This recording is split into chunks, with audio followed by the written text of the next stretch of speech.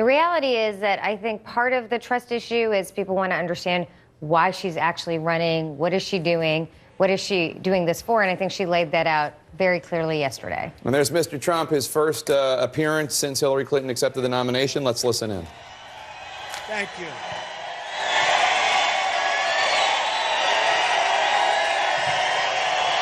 Thank you. Thank you very much. So I have to tell you this. This is why our country doesn't work. You understand? So we have thousands of people in a room next door. We have plenty of space here. We have thousands of people outside trying to get in. And we have a fire marshal that said, oh, we can't allow more people.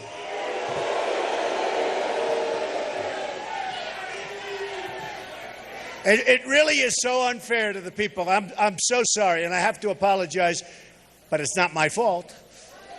I just came here. But we have thousands of beautiful, wonderful, great people outside, and we have in the room next door over 1,000 people. They won't let them in.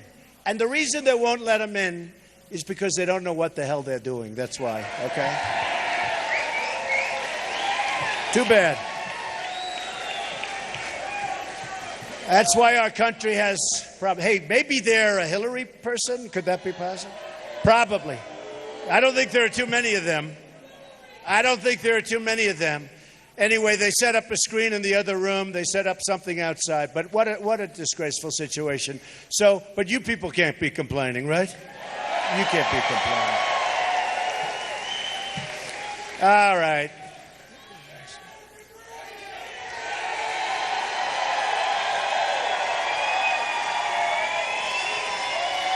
So much to straighten out in this country. This is the kind of thing we have in federal government also, by the way, folks, you know? And then you wonder why we're going to hell. That's why we're going to hell. It's a thought. You know what it is? It's a thought process, right? So I watched last night. I watched Hillary Clinton. What a sad situation. And by the way, they're going to let some of these people, I just was informed, they're going to let some of them meander in. Meander. Too bad. But I watched her last night giving a speech that was so average. And I watched last night as the network said, it was all right, it was good, they were fine. And then I watched this morning. It was unbelievable. It was so wonderful. It wasn't wonderful, folks. And then I read the report that just came out. I can't believe it. In Politico, I can't believe that. And they wrote something, all cliches, all just written up by a scriptwriter. And it was all cliches. You know, they used a little tweet one on me about tweet. And she said something about the campaign. Donald Trump doesn't know how to campaign, something like that. I just beat 16 people, and I'm beating her. You know? No, thank you. I'm watching it. Oh, and by the way, this is very important. So the Nielsen ratings just came out. These aren't polls. These are for television, much more important than polls. You know, television, these guys don't care about they don't care about polls. They only care about ratings. And the Nielsen ratings just came out. So it's Trump against Clinton, right?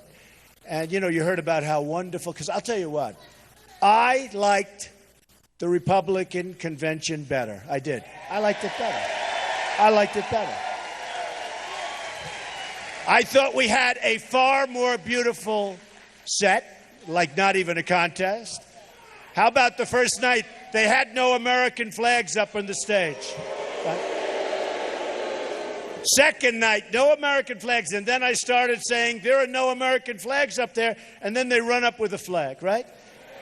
And then last night, they put so many flags. You know, it's called overkill. It's called incompetence. They put so many flags up there, you didn't know what to do. But let me just tell you, so Thursday to Thursday, that's the big one, right? Thursday. We beat her by millions on television. By millions.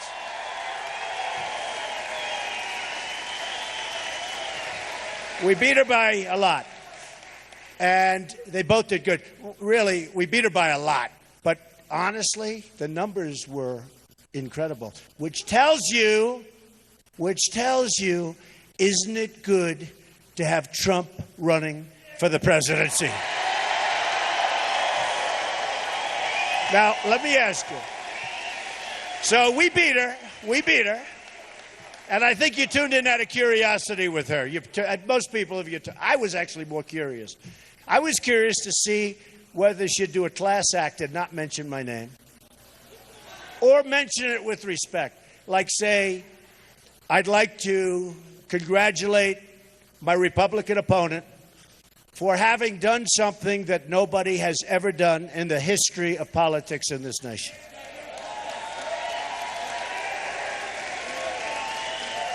And I would like to congratulate my opponent for having gotten more votes than anybody in the history of the Republican Party in the primary system.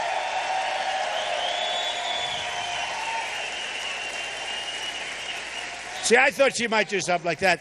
I thought she'd give me a big, fat, beautiful congratulations. You know, if she did that, would that have been cool? Would that have been great? I thought her daughter did very well, by the way, Chelsea. I thought she did very well. And my daughter likes Chelsea, and Chelsea likes my daughter. What are you going to do? That's the way it is, right? That's okay. That's okay. My daughter likes Chelsea. Ivanka did great, right? Ivanka did great.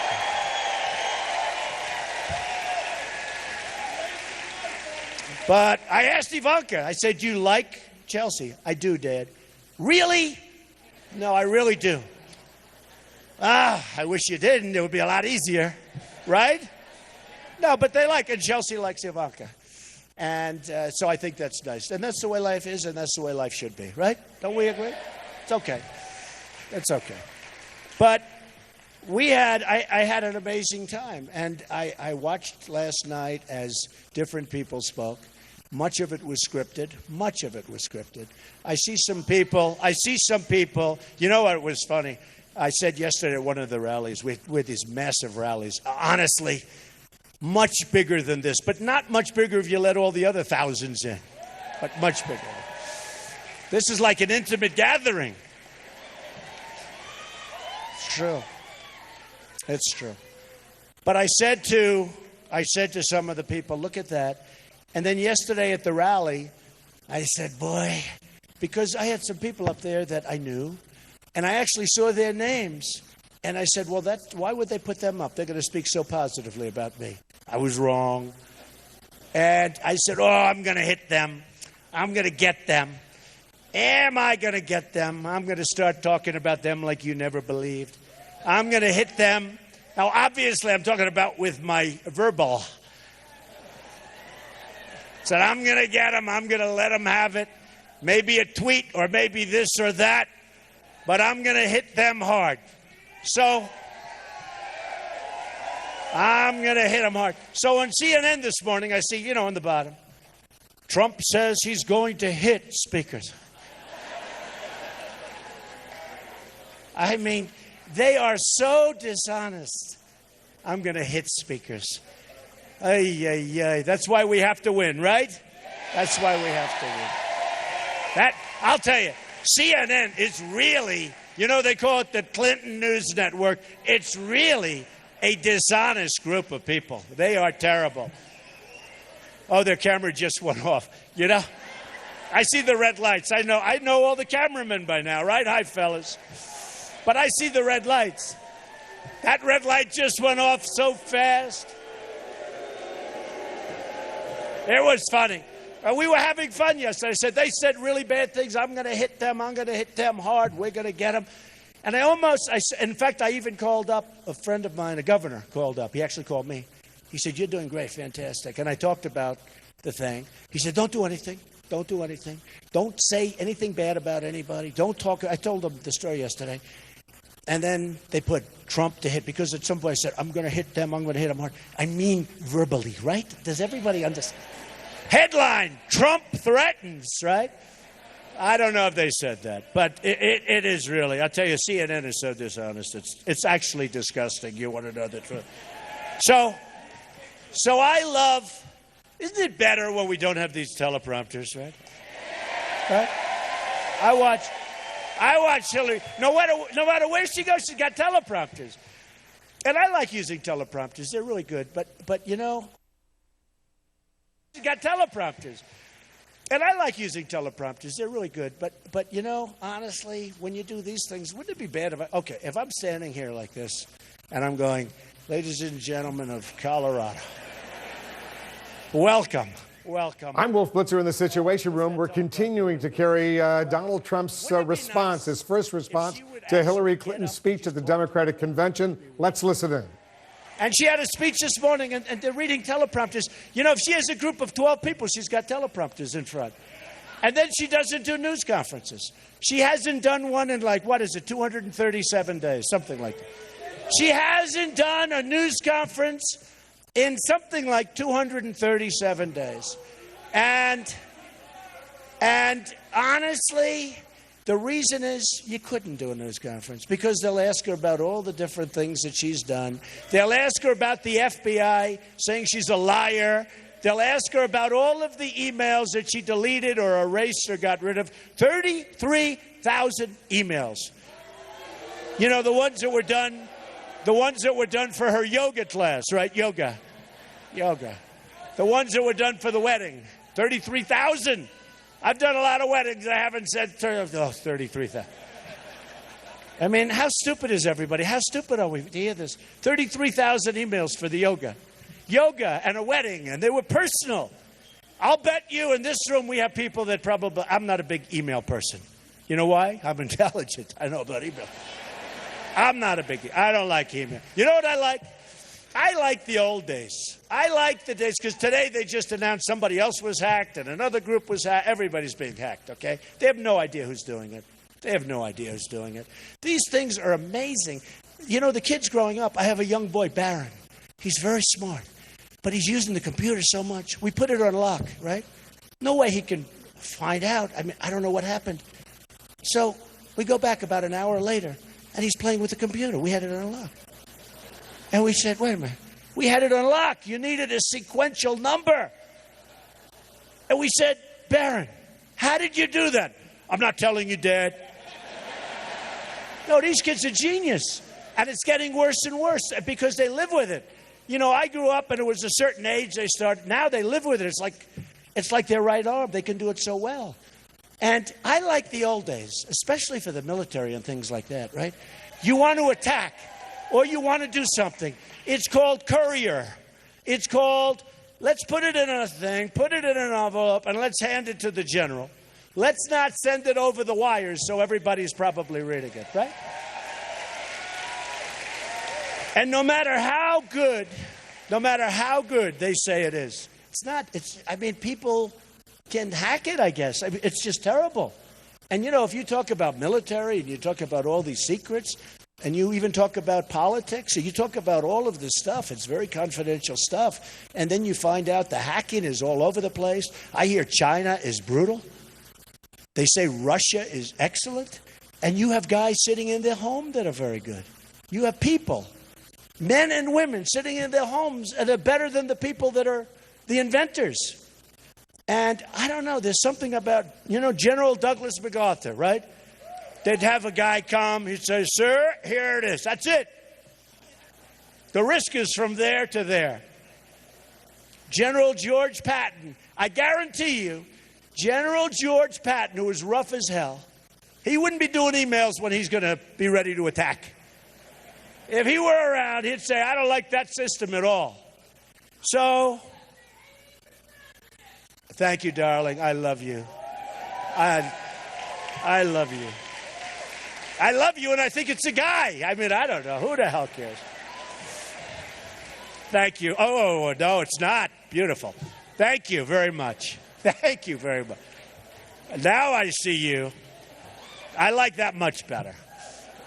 I appreciate that. So, thank you, honey. Yeah, I don't know. Hey, the thousands of people on the other side that the fire marshals aren't being very nice to, they don't love me so much right now, okay? But that's okay. And we're going to come over and see them. when this is finished. Should I do that or should I stay with you longer? Let's go over, right? We'll come over. We're going to come over. We're going to come over. So a lot of things happen. And I found last night interesting because we're going to get a lot of Bernie supporters, I think. And Bernie made a big mistake. The mistake he made, and this is the beauty of doing speeches like this, because it was late in the night and I saw it, and she was thanking Bernie and talking about Bernie, and he's sitting there like glum. Did you notice that? No smile. His wife pats him on the back, and she pulled her hand away. Whoa. Whoa. Did you see that? A pat on the back. Darling, I love you. And pulls it back, and she was a little bit concerned there. But he was angry. And then a second time they showed him, and he was angry. And you know what? Honestly, he made a big mistake. Because we have the best movement of all. We have far more people than anybody. We have the most important. I tell people, Bill O'Reilly said the greatest single phenomena he's ever seen in politics. Us, all of us. All of us. You, all the people outside. Man, they had people lined up in the driveway all the way up. But this is one of the great movements in the history of our country. Our movement is much better than Bernie, but I'll tell you where Bernie blew it. He sold his soul to the devil. He did. He had a great thing. I was so surprised because he seemed like a tough guy. He was like tough. And then in the end, he folded. And I said yesterday, and it's true, he wanted to go home. He wanted to go to sleep. Okay? That's what it was. But you know, had he not folded, and his people haven't folded, because his people were angry. Now, just to show you how unfair it is, if that would have happened in the Republican convention, they would have said, catastrophic evening. People are screaming. Did you see when they had the moment of silence for the police? And by the way, the only reason the police were up on that stage on the fourth night was because I was complaining they don't have any police up there, right? They put the police up because they were getting a lot of heat. But they don't mean it. The difference is I mean it, okay? We're going to be law and order, and I mean it. We're going to be great. We're going to be great. But did you see what happened when they had the moment of silence for the police? Tough situation. Tough situation. Not good. Not good. And then you have Bernie, and he makes the deal. And then they pick a vice president that's exactly the opposite of Bernie, okay? He believes in TPP, which is a disaster, by the way. We'll never approve it. They'll approve it. How about where Terry McAuliffe, the governor of Virginia, comes out and said, don't worry, Hillary will approve it after the election. See, that's the way it is. And it will take your jobs away almost as bad as NAFTA, which was approved by Bill Clinton, right? NAFTA, a disaster. NAFTA has cleaned out so many states in this country. Look, New York State. You look at New York State. You look at New England. You look at Pennsylvania, what NAFTA has done to Pennsylvania where these companies moved to Mexico. A friend of mine is a builder. He builds plants. Plants. If you told him to build an apartment, he wouldn't know where to begin. He builds plants. Big, big plants. One of the biggest. And maybe I'll use him to build the wall. What a great idea. Got a lot of smart people. Somebody shouts out, let him build the wall. We will.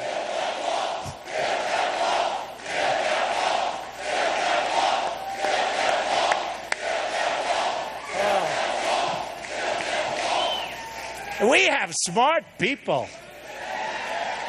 But this guy builds big, big plants, you know, automobile plants and computer technology plants. And this is what he builds. He builds plants. One of the biggest, maybe the biggest, one of the biggest. And he started off building in the United States years ago. And he'd build plants in the United States. So I see him the other day and I say, how's it going? Good. How's business? Unbelievable. I said, great. I thought that was good for the United States. Right? I said, how many plants are you building? Many. He said, you've got to see what's happening in Mexico. Now, by the way, this guy's better than a consultant. If I hire a consultant, I'll hire some guy that, you know, that's terrible, to tell me what's happening, right? They'll charge you $1 million. He'll give you a report in 7 months from now. They have to take a long time, otherwise they can't charge as much, right? This guy tells me in 2 minutes. In 1 minute. I learn better about what's happening from him, talking to him about how's his business, than I can learn from some phony consultant. Because if he was any good, he would have been the one building the plants, right? You know. So, an amazing thing, an amazing thing. So I said, so what's going on? He goes, you got to see Mexico. It's the eighth wonder of the world. He said, we are building the biggest, the most sophisticated, the most incredible plants all over Mexico. I say, what about the United States? Not so good. Like, who cares? And actually, he'd much rather build in the United States, but not so good. He said, not so good. And I said, what does that mean? He said, well, we're doing a little work, but not much. But Donald, you have to see Mexico. I say, no thanks. But he goes, what we're doing there is incredible. How stupid are we, folks? How stupid are we? Our companies are moving to Mexico and other places while crooked Hillary Clinton, who's crooked as a $3 bill, while crooked Hillary Clinton sits there and makes up stories. Donald Trump didn't do well in his campaign. I said, I just beat 18 people or 17 people, whatever. Donald Trump, no, it was all written by, it's what? Politico. I can't believe I'm talking about Politico. Because Politico is terrible to me. But Politico wrote, all cliches, not good, okay? But somebody wrote it. She probably didn't notice it. But I'm being recognized for having done one of the most legendary campaigns in the history of politics in this country.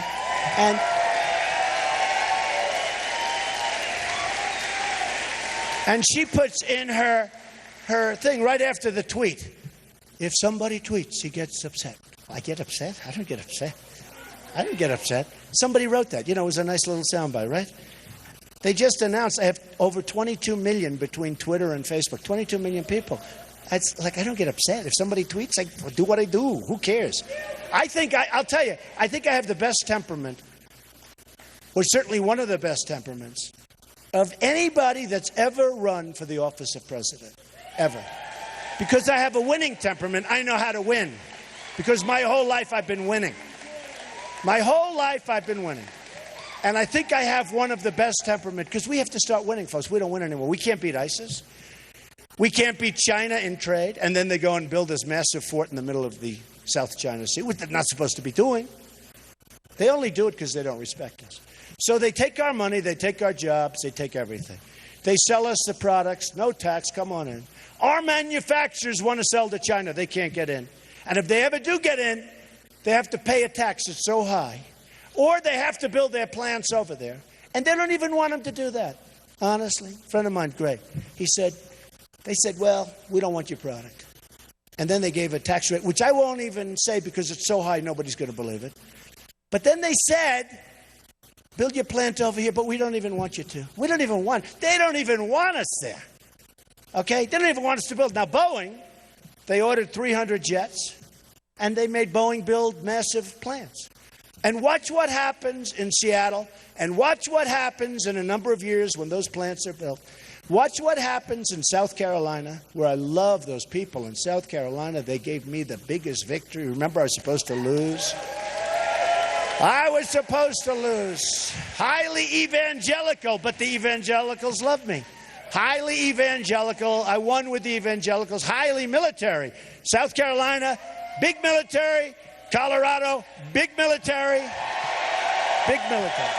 Big.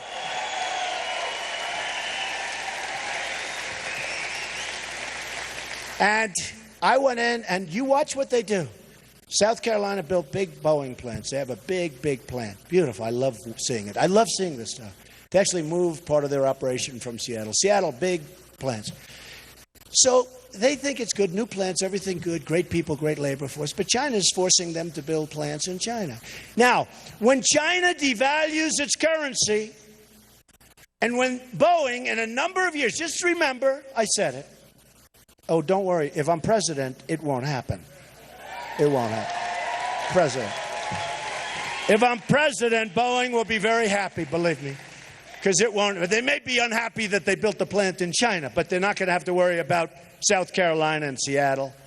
But remember I said it, just in case. we don't make it because you people get lazy and don't vote, okay? Colorado is very important. Very important. So just remember I said it. When that plant's finished, when they start operating, and when China does a massive devaluation of its currency, and when you go and order your brand new jetliners for all of the different airlines, and when they find out that the planes are going to be made in China, not in South Carolina and not in Seattle, not in this country, because we have people that are incompetent running our country. When you see that, and I hope you don't see that, because if you see that, that means that I didn't win, and that won't be good. That won't be good. So here's the story, folks. When you see that, if you see that, it'll be a sad day. And I told the Boeing folks, I said to Boeing, I said, you know, you have a big investment. What happens if the plant that they're being forced to build in China becomes much more active and you start making all of your planes there? Oh, well, I don't think that will ever happen. Watch. Watch.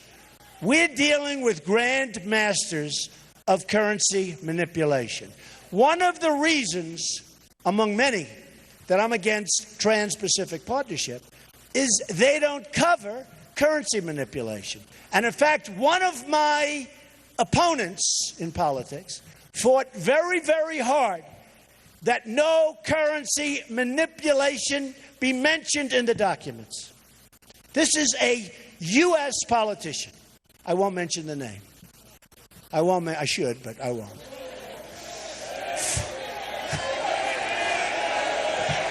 The people, you know what? Call Washington, they'll tell you. They didn't want currency manipulation mentioned. Currency manipulation is the single biggest tool that foreign governments use to beat us and to destroy our companies and to destroy our trade and to get rich and to rebuild their countries as we suffer. We're like a third world country. We have rotten airports. We have airports. You go over to Dubai. You go over to places in China. You go over to other places in the Middle East. You'll see airports the likes of which you've never seen. I went to Dubai a number of years ago, and they were treating me great. I mean, it was great. Great visit. Unbelievable what's happened there. But they have an airport that's so unbelievable. So the head of the airline is showing me around, and it's really good. And I'm looking at the terminal. I say, this is one of the most beautiful, and I'm good. I mean, I'm a really good builder. I build under budget and ahead of schedule. By the way, I had a meeting with your great newspaper, and I really like the editorial board of that newspaper, okay? You know who I'm talking about. These are great people. And they would tell me there's a Veterans Administration hospital that had a $1.2 billion cost overrun in this area. No, think of that. Think of this. I'm building a hotel in Washington, and I'm under budget and ahead of schedule by 1 year. Think of it. And it's peanuts compared to $1.2 billion. What is this? That's just the cost overrun. And this is happening all over the country. When you build a road, when you build an airport, some of the richest people in this country are people that can't even read or write. They're called friends of mine, contractors. They might not read or write, but they're a lot smarter than the guys coming out of Harvard, I want to tell you. They can take them and wrap them around their finger. No, I did an editorial board meeting a little while ago. I really like that group. Of course, if they write badly about me, I'll take it back, okay? We'll be back here again many times. You'll get so sick of me. And I'll tell you then, I dislike that group very much. No, I liked them. And smart people. But they were telling me about a hospital built in the area. You know, you all know what I'm talking about. $1.2 billion. I said, wow. I thought, I didn't hear the original when it cost overrun. I said, wow, that's a lot of money for a hospital. How big is it? They said, no, that's not the cost of that. That's just the cost overrun. Think of what we could do if we had real people running our government, okay? There's one. There's $1.2 billion. And I have friends. We know how to build ahead of schedule. We build buildings. They come in under budget. They come in heads. I have friends that can do this. If one of the people that I know, some New York killer builder or somebody, built that building, it would have been up 2 years ago. It would have been finished like a year after it started. It's not even a tall building. That's easy. But because it takes longer to build a tall. Height means length. Remember that, okay? But one of my friends, or me, the thing would have been thrown up so fast, and it would have been better than it is now. I'll tell you a little quick story. I got called before the United Nations. I heard they were building an extension to the United Nations in New York a number of years ago. And Jeff Sessions is such an amazing man. And he's great. He was the first senator to endorse Donald Trump. First really major political guy. He's a very smart guy. But I built a building across the street like for $320 million. And it's a very tall building, like around 90 stories tall. Okay, that's tall. Much taller than the United Nations. And I built it for, I think it was $325 million, all right? Condominium. It's called Trump World Tower. Great building. Beautiful. Really beautiful. All glass. It's beautiful. Herbert Muschamp of the New York Times, the architectural critic, prior to passing away, gave it a great review. So we built this building, and it's announced. And I get a call from, I think it was the Swedish ambassador, but one of the ambassadors, very good man. And he said, Mr. Trump, I'm with the United Nations. I'm the ambassador. Again, I think it was Sweden. It was a while ago. He said, I don't understand something. We're talking about doing an expansion of the United Nations. Not a big deal. And it's going to cost $1.5 billion. I read that your building, which is 3 times taller or more, costs $325 million. Is that possible, or is that a mistake? I said, totally possible, Mr. Ambassador. They said, why? He said to me, he was good. He was a good man. All right, we're going to continue to monitor Donald Trump and get back to him once he gets into some more substance. Coming up in our next hour, by the way, I'll speak live with Donald Trump's national spokeswoman, Katrina Pearson. She'll be joining us. But right now, I want to speak with Democratic Senator Dianne Feinstein of California. She's the vice chair of the Senate Intelligence Committee, a Hillary Clinton supporter. Senator, thank you so much for joining us. You're welcome, Wolf. All right, so this was just Donald Trump's first television on-camera response to Secretary Clinton's acceptance speech.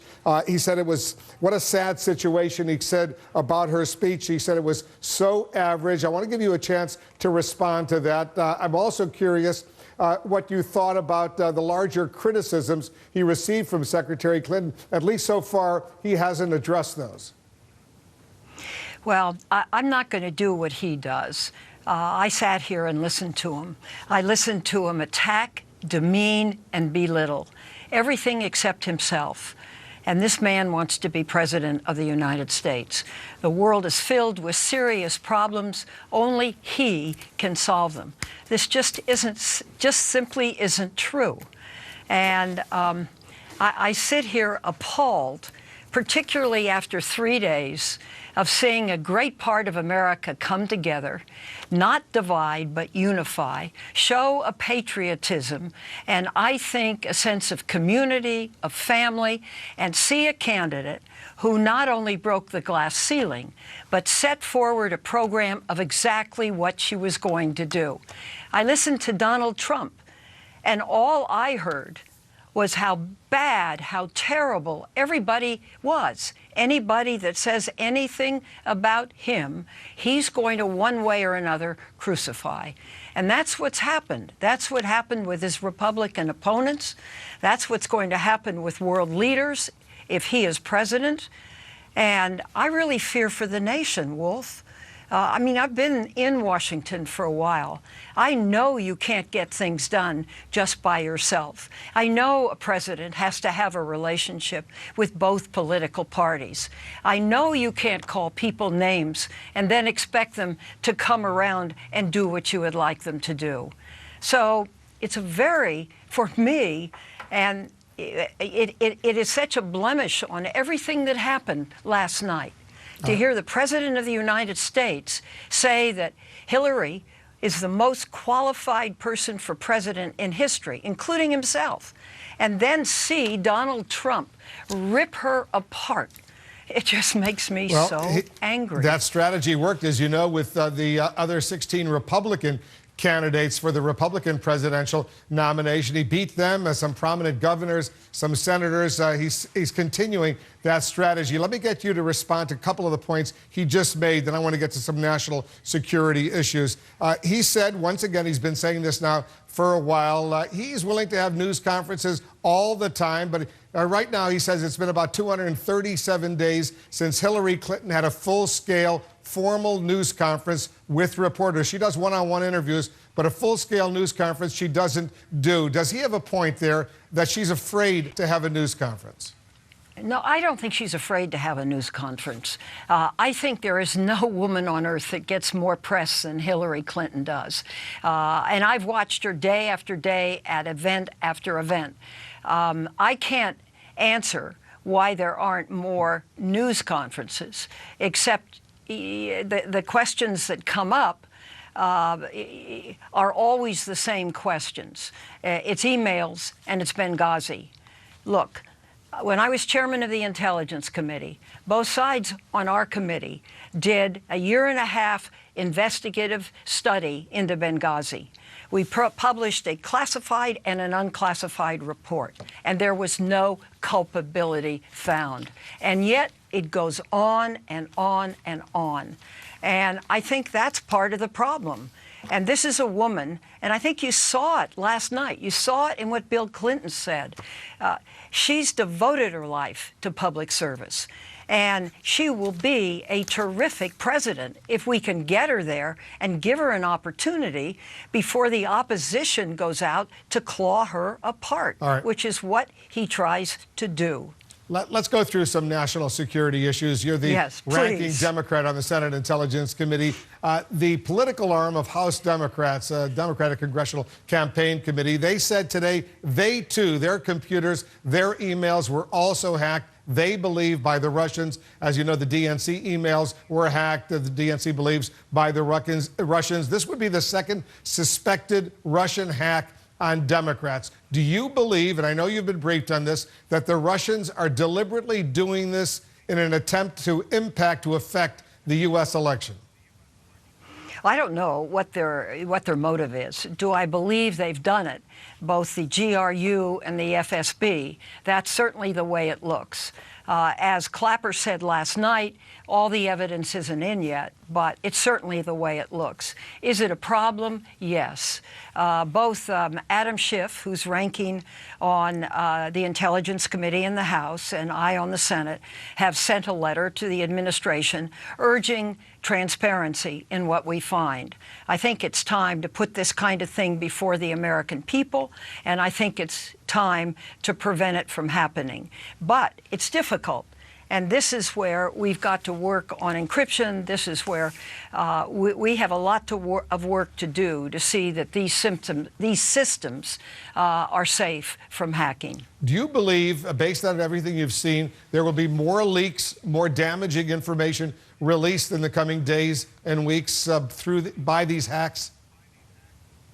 Oh, I have no idea. I can't really answer that question. I think it's an indication that people are trying. For what reason, I don't know. And that's why I think what is found should be made public so that it can be part of the public debate and everyone can look at it carefully. As you know, right after these two conventions, both of the nominees start receiving classified daily intelligence briefings from the CIA. Hillary Clinton will receive a classified daily briefing. Donald Trump will receive a classified daily briefing. You receive these briefings very often, although they'll get different information. Are you okay with that? Well, we do not get the President Daily Brief, called the PDB. The intelligence committees get everything else but that. So consequently, most of us spend a lot of our time reading classified material.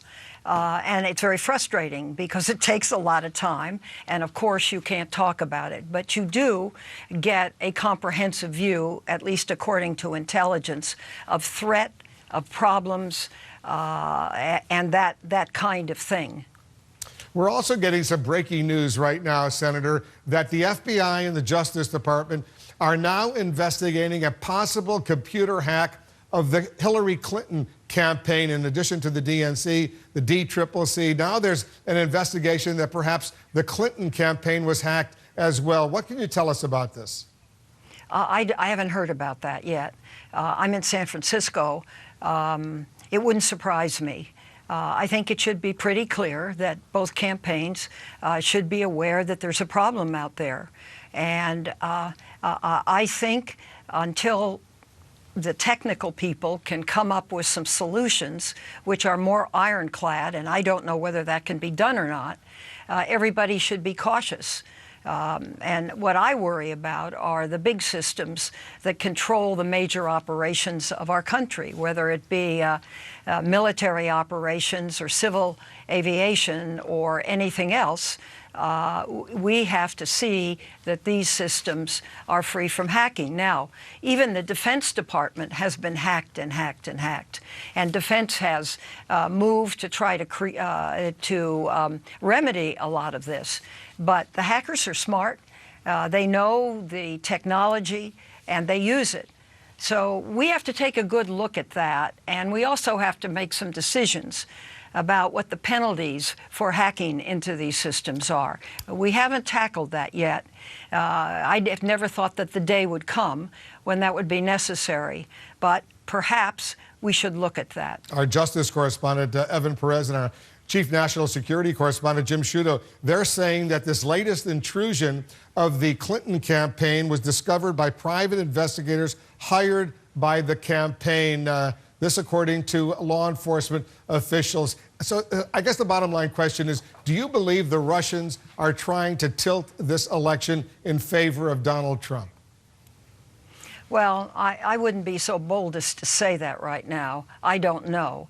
I think the FSB and the GRU, this is military as well as CIA-type intelligence in Russia, is trying to put material together. Now, for what purpose, at whose request, I have no idea. But one can take some guesses. Do you want to take a guess? No, not right now. And just to clarify, are you okay that Donald Trump is receiving top secret national security intelligence briefings? Well, it'll be interesting if he can keep a secret. There's nothing I can do about that. He is the designated nominee of a political party. We'll see. Let me wrap it up on a historic point that we all observed last night. You've served in the U.S. Senate now for more than 20 years. You've seen women come a long way in politics over this time. There are now some 20 women serving in the United States Senate, 104 overall in Congress. But this is the first woman, Hillary Clinton, to accept a major party's presidential nomination here in the United States. At this time, I want to get your reaction to that it's taken this long for a woman to be a presidential nominee. Well, my reaction is this. It took us a long time to get to vote. 1920, the suffragettes. Women have had to work for everything they have gotten in society. Previously, it was very much a male-dominated society. Now that women are CEOs of big companies, they're chairmen of board of directors, they're surgeons, they're doctors, they're in the military, we still fight. We fight for equal pay. We're not there yet. And we have fought to break this glass ceiling, and we have. And that's a big accomplishment. And fortunately, it's a most qualified woman. It's a woman experienced and former Secretary of State, if everybody knows. And I think one last thing.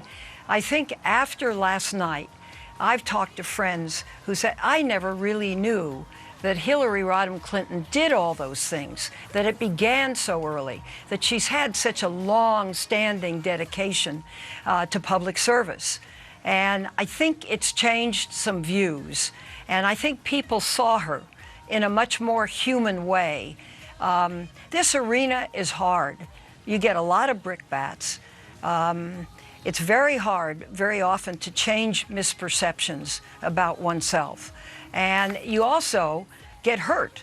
And she's been able to sustain all of this over a substantial period of time and come back. And she has drive, staying power, and motivation like no one I've ever seen. That's going to stand her in good stead as President of the United States. Senator Dianne Feinstein of California, thank you so much for joining us. Thank you, Wolf. We're going to have much more on the breaking news coming into the Situation Room right now. Sources telling CNN the FBI is now investigating the possible hack of the Hillary Clinton campaign. We'll be right back.